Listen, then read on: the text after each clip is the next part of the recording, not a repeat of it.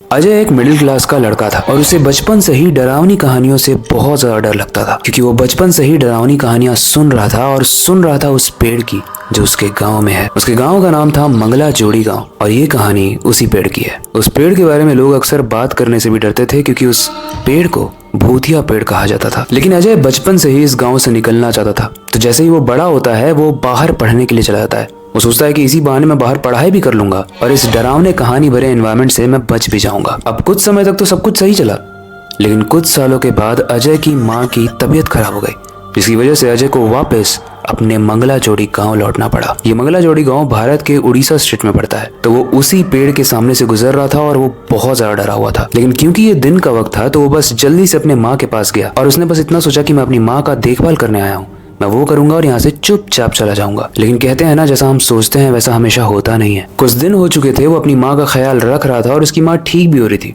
उसने प्लानिंग लगभग कर ही ली थी कि वो वापस चला जाएगा, लेकिन तभी गांव में एक खबर फैलती है। एक खबर जिसमें बहुत सारे लोग गायब होने लगे थे और उसका जिम्मेदार उसी पेड़ को ठहराया जा रहा था। जब अजय के कानों में ये खबर पड़ी तो अब वो अजय चेंज हो चुका था। वो वही डरपोक अजय नहीं था जो बचपन में था। दरअसल वो लंदन में एक डिटेक्टिव की पढ़ाई कर रहा था और डिटेक्टिव का काम होता है किसी भी केस को सॉल्व करना। तो जब उसे लोगों के गायब होने के बारे में पता चला तो वो गांव वालों से पूछने लगा और ज्यादा जानकारी इकट्ठी करने लगा। लेकिन इस जानकारी को इकट्ठा करते करते उसे अपना बचपन का दोस्त मिला, जिसने इतनी डरावनी कहानी बताई जिसे जानने के बाद अजय के पैर से जमीन खिसक गई। लेकिन वो क्या थी कहानी, और जब अजय ने इस सारी चीज का इंस्पेक्शन किया तो क्या वो केस सॉल्व कर पाया? आगे की कहानी डरावनी और इंटरेस्टिंग है, इसलिए ध्यान से सुनना। लेकिन उससे पहले, हेलो गाइस, मेरा नाम है अविनाश कुमार और आप देख रहे हो हॉरर स्टोरीज। जब अजय बाकी के गांव वालों से इस पेड़ की कहानी सुन रहा था तब उसे मनोज मिला। मनोज जो उसके बचपन का दोस्त था, और ऐसा माना जाता है कि मनोज उसी पीढ़ी का है जिस पीढ़ी के पूर्वज के ऊपर ये पेड़ की कहानी है, यानी मनोज के दादाजी। तो जब अजय मनोज से पूछता है तो मनोज बोलता है, हाँ, मेरे दादाजी की ये कहानी है जो 150 साल पहले घटी थी। मनोज कहता है कि 150 साल पहले मेरे दादाजी यानी विक्रम झूठे रेप केस में फंसा दिए गए थे और कोई एविडेंस नहीं था, कोई भी सबूत नहीं थे। लेकिन गाँव वाले इतने ज्यादा इमोशनली हाइपर हो गए थे जिसकी वजह से उन्होंने मेरे दादाजी को इस पेड़ में बांधा और पेड़ में बांध कर लटका दिया। लटकाने के बाद सारे ही गांव वालों ने तब तक पत्थर मारे जब तक उनके शरीर के हर एक मांस के टुकड़े में छेद ना हो जाए, और धीरे धीरे करके मेरे दादाजी की मृत्यु हो गई। लेकिन ऐसा माना जाता है कि क्योंकि दादाजी की कोई गलती नहीं थी, विक्रम की कोई गलती नहीं थी, तो वो मर तो गए, लेकिन आज भी वो इसी पेड़ में है और वो गाँव वालों को तंग करते हैं, क्योंकि जब उन्होंने हेल्प मांगी थी तो किसी भी गांव वालों ने उनकी नहीं सुनी थी। जब मनोज ये कहानी अजय को सुनाता है तो अजय बोलता है कि मेरा मानना दूसरा है। मुझे लगता है कि ये कोई क्रिमिनल है, ये कोई ऐसा इंसान है जो ये सब क्राइम कर रहा है, ये सब गलत चीजें कर रहा है, लोगों को गायब कर रहा है और नाम वो पेड़ पे दे रहा है। मनोज बोलता है, हो सकता है तुम सही हो, लेकिन इसका पता तो हमें पेड़ के पास जाकर ही चलेगा, राइट? तो गाइस, यहाँ से कहानी में एक ट्विस्ट आता है। दोनों ही रेडी होते हैं रात के 12 बजे उस पेड़ के पास जाने के लिए। अजय अपना फ्लैशलाइट रखता है, कैमरा रखता है, कुछ बैटरीज रखता है ताकि जरूरत पड़े तो। वो लोग कुछ खाने पीने की चीजें भी रखते हैं, मानो वो कोई पिकनिक मनाने जा रहे हैं। लेकिन अब वो वक्त आ जाता है, वो दोनों ही लोग उस पेड़ के पास पहुंचते हैं। हवा में एक अजीब सी ठंडक थी, एक अजीब सा एनवायरमेंट क्रिएटेड था जो कि बाकी के गाँव के टेम्परेचर और उस हवा से डिफरेंट था।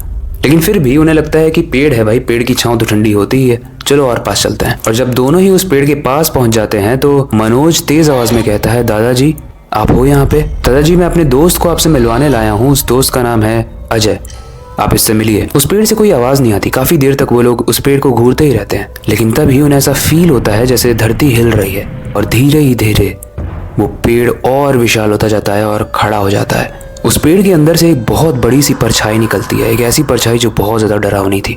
मनोज बहुत खुश हो जाता है कि देखो मेरे दादाजी आ गए। लेकिन तभी उस पेड़ की लटाएं अजय को पकड़ लेती हैं और इतनी तेजी से खींचने लगती हैं मानो उसकी चीथड़े उड़ाने वाली हो। तभी मनोज बीच में आता है और बोलता है कि दादाजी मेरा दोस्त है, इसने मेरा कोई नुकसान नहीं किया और ना ये आपका करेगा और ना किसी का भी करेगा। पर पेड़ की लटाएं अजय को नहीं छोड़ती। तभी अजय दर्दनाक आवाज में बोलता है कि दादाजी, जो आपके साथ हुआ मैं उस चीज को समझता हूँ, गाँव वालों को आपकी हेल्प करनी चाहिए थी, आप बेकसूर थे। लेकिन इसका मतलब ये नहीं है ना कि आप बाकी बेकसूर लोगों का भी जान लोगे। आप सोचो, जिस तरीके से आप हेल्प मांग रहे थे उसी तरीके से मैं और वो सारे ही लोग जिन्हें आप मारते हो वो हेल्प मांगते हैं, तो आप में और गांव वालों में क्या फर्क रह गया? ये सुनते ही उस पेड़ की लटाएं बहुत ढीली पड़ने लगती हैं और धीरे धीरे वो वापस से पेड़ नॉर्मल हो जाता है। वो परछाई जो उस पेड़ के अंदर से निकली थी वो भी उस पेड़ के अंदर चली जाती है और क्योंकि दोनों ही हवा में उड़ रहे थे तो दोनों ही नीचे गिरकर बेहोश हो जाते हैं।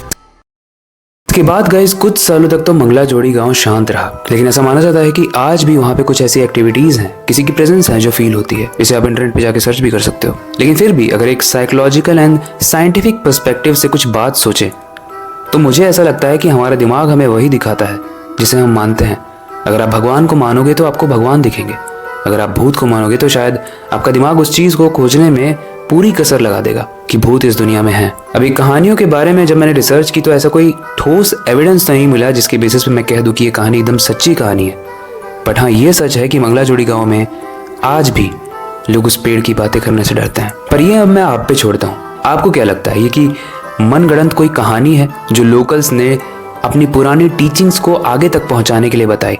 जिस तरीके से हम लोग रामायण महाभारत आगे बताते हैं, ये दिखाने के लिए कि उससे हमें क्या लर्निंग मिलती है, जो चीज़ें ऑलरेडी हुई हैं। तो वैसे ही क्या कोई सीख देने के लिए कि जब किसी के साथ गलत हो रहा हो तो उसकी हेल्प करनी चाहिए, इसके लिए ये स्टोरीज फैलाई गई होंगी? या सच में उस पेड़ में कोई रहता है या रह रहा है?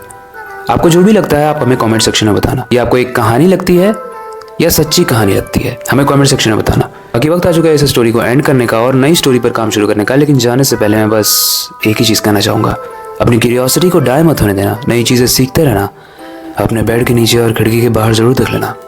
मिलते हैं अगली वीडियो में।